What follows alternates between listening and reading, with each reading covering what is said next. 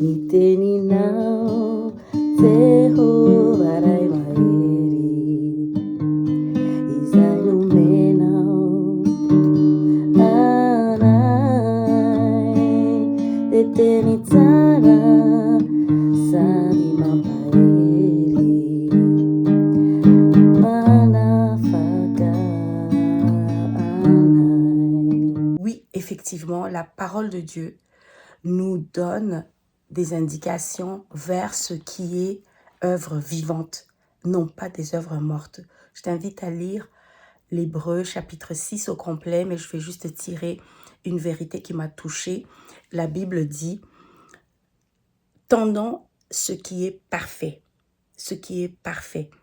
sans poser de nouveau le fondement du renoncement aux œuvres mortes. » Ça veut dire qu'il y a des œuvres qui sont vivantes. Alors, on continue.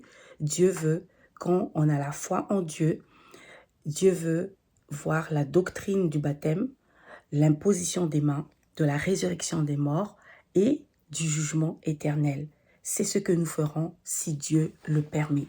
Donc, si Dieu le permet, nous pouvons faire ces 4 choses. C'est à nous de voir où est-ce que nous allons travailler notre foi. Si tu n'es pas encore baptisé, il est temps de faire cet engagement. C'est un engagement et de prise de conscience pour suivre la doctrine du baptême, la doctrine d'imposition des mains si tu as mal, si tu as ta famille qui est malade en ce moment, tu peux l'imposer la main, tu peux prier pour elle et imposer la main et les malades vont être guéris.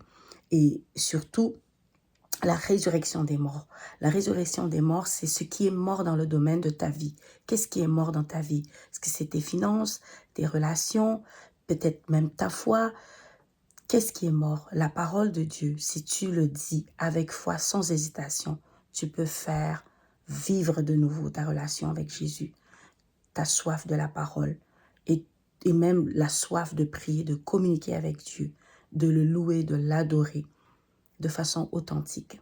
Soyez bénis.